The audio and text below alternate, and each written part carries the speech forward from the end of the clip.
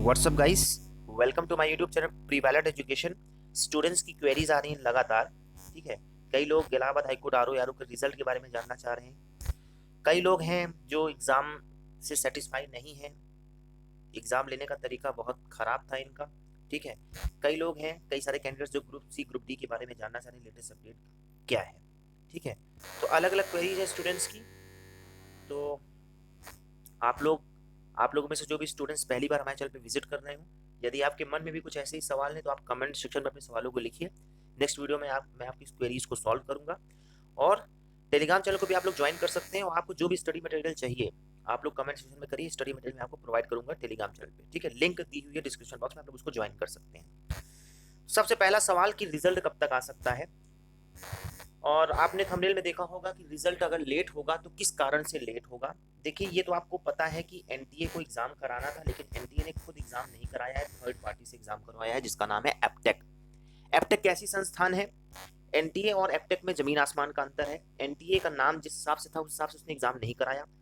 एप्टेक को ब्लैकलिस्ट किया गया है कई जगह, इलाहाबाद हाईकोर्ट ने भी ब्लैकलिस्ट किया है उसको, इंक्लूडिंग ये गुवाहाटी हाईकोर्ट ने भी ब्लैकलिस्ट किया है। कई सारे जो एग्ज़ाम कराते हैं यूपी पीसीएल वालों ने भी ब्लैकलिस्ट किया है एप्टेक को।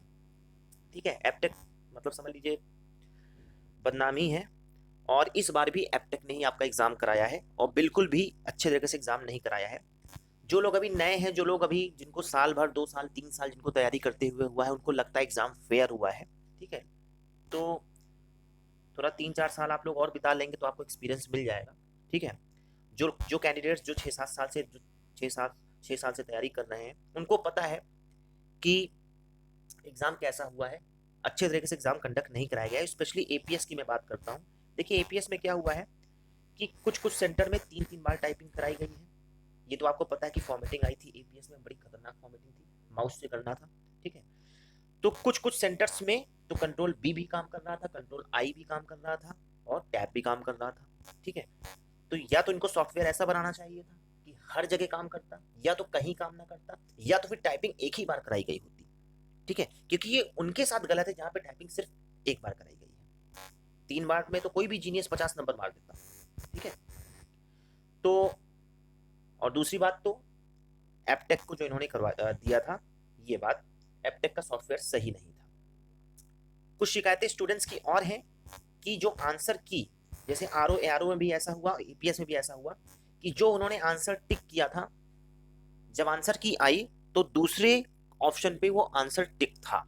ये कई स्टूडेंट्स के साथ ऐसा हुआ है। तो ऐसा क्यों? ऐसा क्यों? कंप्यूटर हैक किया गया था, क्या हुआ था? चाहे जो हुआ हो, लेकिन जो स्टूडेंट आंसर टिक किया है, जब उसने आंसर की में अपना देखा तो उसका मार्क दूसरा था। ऐसा क्यों? और भी शिकायतें आई हैं, कई सारे जो टाइपिंग में जिन्होंने पैसा दिया था या धांधली करवाई थी, उंगली भर रख दिया कीबोर्ड में, टाइपिंग हो गई अपने आप। ठीक है, तो ये जो रिमोट सिस्टम जो चल रहा था, इसकी भी शिकायतें सुनने को मिली हैं। देखिए, ये सब स्टूडेंट्स बता रहे हैं जिन्होंने देखा है। ठीक है भाई, कुछ लोगों की किस्मत बहुत अच्छी है जिनके साथ बहुत अच्छा हुआ, मतलब जिनका सेंटर बहुत अच्छा था, जिनके सेंटर में धांधली नहीं हुई। ठीक है, तो वो लोग तो यही सोचते हैं कि बिल्कुल एग्जाम फेयर हुआ है, लेकिन बिल्कुल भी एग्जाम फेयर नहीं हुआ है। ठीक है, और यदि आप नए हैं तो कोई बात नहीं, प्रिवेलेंट एजुकेशन का इतिहास आपको एक बार अपने दोस्तों से पूछना चाहिए। ठीक है, हर चीज़ का स्टिंग ऑपरेशन मैं ही करता हूँ। ठीक है, और हाईकोर्ट में पिटीशन लड़कों ने डाली है। पिटीशन क्यों डाली है कि 800 रुपये आप लोग फीस लेते हैं, कोरोना के समय आप दूसरे शहर में सेंटर देते हैं। ठीक है, उसके बावजूद धज्जियां आपने उड़ा दी। ठीक है, 1200 रुपये आपने एपीएस में फीस ली, उसके बावजूद आपने एग्जाम जैसे आपको कराना चाहिए था आपने वैसा एग्जाम नहीं कराया। कंट्रोल होना चाहिए ना, सॉफ्टवेयर एटलीस्ट अच्छा बनाते। जैसे आप लोग जानते हो जो यूनो का सॉफ्टवेयर होता है, एसबीआई यूनो का, यूनो में क्या होता है, अगर आप 2 बार 3 बार पासवर्ड गलत डाल दें तो ब्लॉक हो जाता है। यहाँ पे क्या था इनके सॉफ्टवेयर में, 6-6 जगह भी आप लॉगिन करेंगे, 6-6 कंप्यूटर में भी लॉगिन करेंगे तो वहां भी लॉगिन हो जा रहा था। एक साथ 3 कंप्यूटर में एक ही कैंडिडेट एग्जाम दे सकता था। ठीक है, अच्छी खासी धांधली हो रही थी, 3-3 जगह लॉगिन करके टाइपिंग हो रही थी। ठीक है, तो ये सब इसका जवाबदेही कौन देगा? ठीक है, तो ये सब इनके सॉफ्टवेयर में खामी थी। सॉफ्टवेयर इनको ऐसा बनाना चाहिए था कि दूसरी बार लॉगिन करने पर लॉक हो जाना चाहिए था। ठीक है, नॉर्मलाइजेशन की इनकी प्रक्रिया पता नहीं कैसी हो। ठीक है, क्योंकि लड़कों ने शिकायत की, एनटीए वालों को एप्लीकेशन दिया, सब कुछ किया, लेकिन एनटीए वाले चुप हैं। वो लोग कह रहे हैं कि हमारे पास कोई भी ऐसी शिकायत नहीं आई है, लड़के सब एग्जाम से सेटिस्फाई है। ठीक है, बिल्कुल भी जिम्मेदारी नहीं लेना चाह रहा है एनटीए। तो लड़कों के पास हाईकोर्ट के अलावा और कोई ऑप्शन नहीं था, तो हाईकोर्ट में लड़के गए और उन्होंने पिटीशन डाली। कई लोगों ने एप्लीकेशन किया, कई लोगों ने मेल किया। तो रिजल्ट आपका इसी पर आधारित है। यदि हाईकोर्ट पिटीशन को सीरियस लेता है, कंसीडर करता है, तो आपका रिजल्ट थोड़ा सा लेट हो सकता है। कितना लेट हो सकता है ये देखिए, रिजल्ट तो आपको जनवरी लास्ट में आना था, सब कुछ हाईकोर्ट के ऊपर है। अगर वो कंसीडर नहीं करेगा तो रिजल्ट जल्दी आ जाएगा, नहीं तो थोड़ा लेट आएगा। ठीक है, क्योंकि शिकायतें हुई हैं तो हुई है, क्योंकि हाईकोर्ट ही रिस्पॉन्सिबल है, क्योंकि हाईकोर्ट ने ही एग्जाम का पैटर्न चेंज किया है। पिछली बार आपको पता है ऑफलाइन एग्जाम हुआ था, इस बार ऑनलाइन एग्जाम हुआ, टाइपिंग भी सेम हुई। तो हाईकोर्ट ने जब आपका एग्जाम पैटर्न चेंज किया, क्यों चेंज किया? क्योंकि जो ऑफलाइन एग्जाम होता था, ओएमआर जो बेस सिस्टम होता था, उसमें धांधली अच्छी खासी होती थी। ओएमआर जलाया जाता था, ब्लैंक ओएमआर सबमिट की जाती थी। जो बच्चे पैसा देते थे, पहले 25% स्टार्टिंग में देते थे, ठीक है, बाद में सिलेक्शन के बाद 75% जाता था। ठीक है, तो उनका प्रूफ ना रहे तो ओएमआर उनकी जलाई जाती थी। ठीक है, तो ये सब सिस्टम था, ये सब सिस्टम हाईकोर्ट को पता है। बाकी जिन्होंने विधानसभा विधान परिषद का एग्जाम दिया उनको भी अच्छे से पता होगा। ठीक है, इसीलिए देखिए मैं बोलता हूँ ना कि किसी को मात्रा तक लगानी नहीं आती, स्पेलिंग तक नहीं आती, एप्लीकेशन तक नहीं लिख पाते और अधिकारी बने बैठे हुए हैं। ठीक है, तो यही सब संज्ञान लेते हुए हाईकोर्ट ने इस बार ऑनलाइन एग्जाम कंडक्ट कराने की सोची, और नेशनल टेस्टिंग एजेंसी जो कि बहुत जिसका नाम है, ठीक है, राष्ट्रीय नाम लगा हुआ है, तो सोचा कि एग्जाम फेयर होगा, लेकिन बिल्कुल भी वैसा एग्जाम नहीं हुआ। ठीक है, देखिए बाकी हाईकोर्ट के ऊपर है आपका रिजल्ट कब तक निकालता है। बाकी परेशान मत होइए, जो होगा अच्छा ही होगा। ये देखिए, और आप लोग जानते भी हैं एक सेंटर ब्लैकलिस्ट किया गया था, ठीक है, आगरा। लेकिन ऐसे बहुत सारे सेंटर हैं लखनऊ में जिनको मैं अच्छे से जानता हूँ, जहाँ पे धांधली हुई थी, 2-2 3-3 बार टाइपिंग कराई गई थी। ठीक है, मेरठ में भी सुनने में आया है, और कई सारे डिग्री कॉलेज जहाँ पे धांधली हुई है। ठीक है, रिमोट सिस्टम जहाँ पे चल रहा है। कई सारे कैंडिडेट्स हैं जो ग्रुप सी की वैकेंसी के बारे में जानना चाह रहे हैं। देखिए, ग्रुप सी की कोई अपडेट मिल नहीं पा रही है। ठीक है, मैं आपको गलत इन्फॉर्मेशन नहीं दे सकता। इतना मैं आपको बता दे रहा हूँ कि वैकेंसी बहुत ज़्यादा खाली है, वैकेंसी तो काफ़ी ज़्यादा खाली है। ठीक है, 6-7 हज़ार भी वैकेंसी खाली है, लेकिन इतनी वैकेंसी कभी आपकी आएगी नहीं। ठीक है, 2-3 हज़ार आपकी वैकेंसी आ सकती है, 3 हज़ार आ तो जाना चाहिए था दिसंबर में 3 हज़ार के अराउंड, लेकिन अब नहीं आई। अब तो आचार संहिता लग गई है, मॉडल कोड ऑफ कंडक्ट लग गया है, तो अब इसमें वैकेंसी आए या ना आए ये हाईकोर्ट के ऊपर है, क्योंकि हाईकोर्ट को कोई मतलब नहीं है, ठीक है, आचार संहिता से, लेकिन फिर भी सैंक्शन सरकार को देना है, तो सरकार के ऊपर है। ठीक है, क्योंकि देखिए स्टाफ बहुत खाली है, हाईकोर्ट को कभी भी उतनी वैकेंसी नहीं मिली जितना हाईकोर्ट चाहता है। ठीक है, तो मैं आपसे यही कहूँगा कि तैयारी करते रहिए। ठीक है, जैसे ही कोई एग्जैक्ट इन्फॉर्मेशन मिलेगी मैं आपको बताऊंगा, क्योंकि जब कोई इन्फॉर्मेशन नहीं मिलती मैं उस टॉपिक पे वीडियो नहीं बनाता हूँ। ठीक है, या तो फिर आप लोग अदर ही यूट्यूब चैनल्स को फॉलो कर लीजिए, जो लोग बताते हैं कि 24 तारीख को मीटिंग होनी है, या जो लोग ये बताते हैं कि वैकेंसी आपकी आने वाली है या वो है। ठीक है, तो देखिए ऐसी कोई इन्फॉर्मेशन भ्रमित करने वाली चीज़ें नहीं है, जो जब तक एग्जैक्ट इन्फॉर्मेशन नहीं मिलेगी तब तक मैं आपको नहीं बता सकता। हाँ, मैं इतना बता रहा हूँ कि वैकेंसी आपकी सुनाई दिया है कि जल्दी आएगी। ठीक है, जनवरी, किसी ने जनवरी बताया, किसी ने फरवरी बताया, किसी ने मार्च बताया।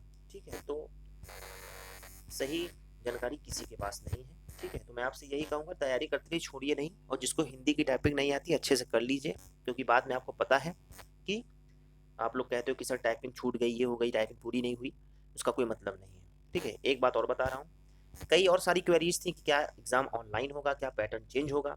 बिल्कुल भी इसके बारे में कोई भी जानकारी नहीं है, एग्ज़ाम ऑफलाइन होगा कि ऑनलाइन होगा, कौन सी एजेंसी एग्ज़ाम कराएगी, एपटेक कराएगी कि एनटीए कराएगी, अभी भी इसके बारे में कोई जानकारी नहीं है। ठीक है, और टाइपिंग एक साथ होगी या टाइपिंग अलग होगी या ओएमआर बेस्ड सिस्टम होगा, बिल्कुल भी अभी इसके बारे में कोई भी जानकारी नहीं है। ठीक है, तो जब इसके बारे में पता चलेगा तो सब आपको बताया जाएगा। बाकी अफवाहों से आप दूर रहिए, बाकी आपकी मर्जी, आप जिसको भी फॉलो करें, हो सकता है कोई दावा कर रहा हो। ठीक है, तो आप लोग बिल्कुल उसको जाके फॉलो कर सकते हैं, इधर से जा सकते हैं। ठीक है, लेकिन जब तक एग्जैक्ट इन्फॉर्मेशन मुझे नहीं मिलेगी मैं आपके साथ शेयर नहीं कर सकता। लेकिन हाँ, मैं आपसे इतना कहूँगा, पढ़ाई को अपनी जारी रखिए, कंटिन्यू रखिए। एक बात और बता रहा हूँ आपको, अंत में मैं आपको एक राय देना चाहता हूँ, इलाहाबाद हाई कोर्ट की जॉब्स के लिए इतना सीरियस आप मत हो जाइए, इतना दिल मत लगा लीजिए इलाहाबाद हाई कोर्ट से, क्योंकि बाद में आपका दिल टूटेगा, क्योंकि जैसा इसका नाम है वैसा इसका एग्ज़ाम होता नहीं है। ठीक है, तो मैं आपसे यही कहूँगा, एक ही जॉब को लेकर मत पकड़िए। जितनी भी जॉब्स आपके हिसाब से आ रही हैं, जिसमें आप एलिजिबल हो, आप लोग उसको अप्लाई करिए, स्पेशली बॉयज़। जैसे राजस्थान से वैकेंसी आई है, उसको अप्लाई कर सकते हैं, ठीक है। और सेंट्रल गवर्नमेंट की कई वैकेंसी आ रही है, अभी आपने देखा होगा सेंट्रल गवर्नमेंट की 2 वैकेंसी अभी आई है, अभी आपने, तो आप लोग उसको भी अप्लाई कर सकते हैं, ठीक है। मुझे नाम भूल गया वैकेंसी का, ठीक है। और जिन लोगों ने पेट का एग्ज़ाम दिया है, आप लोग यूपी ये लेखपाल का फॉर्म फिल कर सकते हैं, ठीक है। वीडियो का री एग्ज़ाम तो होगा ही, ठीक है। और अभी लोअर पीसेस की वैकेंसी फिर से आएगी, ठीक है। तो मैं आपसे यही कहूँगा कि आप लोग सारे फॉर्म को अप्लाई करिए, क्योंकि कोई मतलब नहीं है एक ही एग्ज़ाम को लेकर बैठना आज के समय, क्योंकि आजकल ना पीसीएस फेयर हो रहा है ना, और ना आपका टीईटी फेयर हो रहा है, ना आपका हाई कोर्ट फेयर हो रहा है, ना आपका ये जो आपका विधानसभा विधान परिषद है ये फेयर हो रहा है, ठीक है। तो मैं आपसे यही कह रहा हूँ, तैयारी करते रहिए और जो भी फॉर्म आ रहा है फिल करिए। गर्ल्स के लिए थोड़ा दिक्कत हो जाती है, क्योंकि दूर सेंटर चला जाता है, लेकिन जा तो यूपी में ही रहा है ना सेंटर। बहुत सारी लड़कियों ने एग्ज़ाम दिया ही नहीं, आगरा सेंटर चला गया, किसी का वहाँ चला गया। तो आपको एड्रेस ही वैसा डालना चाहिए था जिसमें आप एग्ज़ाम दें। 800 रुपये आपने दिया, उसके बाद आप एग्ज़ाम देने नहीं गई, ठीक है। तो ये, और बाद में आप पछता रही हैं कि भाई वैकेंसी कब आएगी अगली, तो ये आपकी रिस्पॉन्सिबिलिटी है, ठीक है। भाई एग्ज़ाम तो देना ही चाहिए था, होना ना होना एक अलग बात है, या तो फॉर्म ही नहीं फिल करना चाहिए था। अगली वैकेंसी के बारे में इतनी जल्दी जानकारी नहीं मिलेगी, जैसे आगे जानकारी मिलेगी बताया जाएगा, ठीक है। अभी ये वाली वैकेंसी तो फंसी हुई है, ठीक है। और इतनी ज़्यादा समस्याएं हैं स्टूडेंट्स को कि जब आंसर की आई थी तो लोगों ने 15-15, 20-20 क्वेश्चन क्लेम किए, समझ लीजिए 7-7 हज़ार, 8-8 हज़ार रुपए लोगों ने, क्योंकि आपको पता है 500-500 रुपए पर क्वेश्चन का ये लोग ले रहे थे, तो 7-7 हज़ार रुपए लोगों ने दिया है, ठीक है। एक एक नंबर की वैल्यू है, ठीक है। तो पैसा लूटने का इनका अच्छा खासा तरीका है। भाई क्वेश्चन कौन गलत सेट करता है, ऑप्शन कौन गलत टिक करता है, भाई ये जिम्मेदारी किसकी है? जो एग्जाम ले रहा है। जानबूझ के आप लोग क्वेश्चन गलत करते हो, जानबूझ के आप लोग ऑप्शन गलत करते हो, आंसर गलत देते हो, भाई उन पर भी तो कोई कार्रवाई होनी चाहिए। मतलब हर चीज स्टूडेंट ही झेले। तो यही मैं आपसे कह रहा हूँ कि बिल्कुल भी परेशान मत हो, और आगे जैसा भी होगा हाई कोर्ट के ऊपर है, कंसीडर करेगा पिटीशन तो रिजल्ट थोड़ा लेट होगा, अदरवाइज रिजल्ट जल्दी आ जाएगा, ठीक है। और एक बात और, कट ऑफ मैंने सब कुछ पहले बता दिया कितनी जा सकती है, ठीक है। और एक बात और, ग्रुप सी की वैकेंसी के बारे में मैंने आपको बता दिया है, ठीक है। वैकेंसी काफ़ी खाली है और तैयारी करते रहिए, लेकिन एक ही वैकेंसी के लिए अपनी लाइफ मत बर्बाद करिए, ठीक है। जितनी भी आपके पास मौके आ रहे हैं आप लोग उसमें अप्लाई करते रहिए, ठीक है। और टाइपिंग वाइपिंग सब कुछ तैयार रखिए, सर्टिफिकेट वगैरह सब कुछ तैयार रखिए, जो ये कंप्यूटर सर्टिफिकेट ये सब है, ठीक है। तो इस वीडियो में इतना ही। इसके अलावा कोई भी क्वेरी हो तो आप कमेंट सेक्शन में लिखिए, जो भी क्वेरी है आपकी। और लोगों ने एप्लीकेशन किया है हाई कोर्ट को, जैसे आपको पता है जिन्होंने ऑप्शन टिक किया था तो दूसरा ऑप्शन था, ठीक है। और कहीं कहीं 2-2 3-3 बार टाइपिंग कराई गई, तो लोगों ने अपने अपने हिसाब से एप्लीकेशन दिया है। अब स्टूडेंट क्या करें, ठीक है। स्टूडेंट अपने हिसाब से करना है, कैंसिल करना होगा। देखिए कैंसिल तो आज तक हाई कोर्ट का कोई भी एग्ज़ाम नहीं हुआ है, ठीक है। तो कैंसिल होने के चांसेस इम्पॉसिबल है जहाँ तक मेरा मानना है। हाँ, थोड़ा सा हाई कोर्ट कुछ कर सकता है, कंसीडर कर सकता है, ठीक है। तो देखिए क्या होता है, पिटीशन के ऊपर है, हाई कोर्ट कंसीडर करता है कि नहीं, ठीक है। तो इस वीडियो में इतना ही। इसके अलावा अगर आपकी कोई भी क्वेरी है तो आप कमेंट सेक्शन में लिखिए, नेक्स्ट वीडियो में आपकी क्वेरी को मैं सॉल्व करूंगा। और इस चैनल को ज़्यादा से ज़्यादा शेयर करिए और सब्सक्राइब करिए, वीडियो को भी शेयर करिए। बिल्कुल भी परेशान होने की आवश्यकता नहीं है। नेगेटिविटी देखिए, असफल होंगे तो लोग ताने मारेंगे, कोई मतलब नहीं है। गवर्नमेंट जॉब का टैग लेना है, लड़के लोग तो एटलीस्ट दूसरे राज्य में भी एग्जाम दे सकते हैं, जाके बिहार में जो फॉर्म आते हैं। देखिए बिहार भी तो बदनाम है यूपी की तरह, वहाँ भी फेयर एग्जाम नहीं होता, तो वहाँ दीजिए, राजस्थान दीजिए, ठीक है। एटलीस्ट जहाँ डोमिसाइल नहीं मांग रहा वहाँ दीजिए। एक बार गवर्नमेंट जॉब का आपको टैग लेना है, ले लीजिए, ठीक है। क्योंकि पीसीएस तक आजकल फेयर नहीं हो रहा है, ठीक है। और बाकी तो आप लोग जानते हैं कि टीचर में कितनी धांधली हुई है, ये सब, ठीक है। तो यही मैं आपसे कह रहा हूँ कि लड़के लोग तो एटलीस्ट दूसरे राज्यों में जाके एग्ज़ाम दे सकते हैं। और बाकी लड़कियाँ, देखिए अगर आप बाहर निकल के दूसरी जगह आप कोचिंग करने आई हैं, दूसरे शहर में कोचिंग करने आई हैं, तो जब आपके घर वाले इतनी इजाज़त दे दिए, बाहर आपको पढ़ने के लिए भेज दिए, तो आप बाहर नौकरी भी कर सकती हैं, ठीक है। ठीक है, राज्य मत बदलिए, लेकिन यूपी में कहीं भी जॉब कर सकती हैं, और कई लड़कियां तो घर वाले अलाउ करते हैं, ठीक है, हिंदी बिल्डेरिया में तो जा ही सकती हैं, राजस्थान में जॉब कर सकती हैं, ठीक है, बिहार में जॉब कर सकती हैं, ठीक है।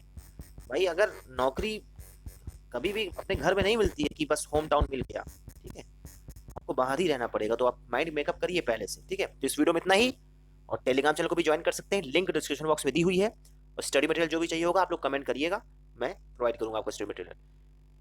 और आपको अंत में मैं यही कहूंगा कि हैप्पी रिपब्लिक डे, गणतंत्र दिवस की आपको बधाई। जय हिंद।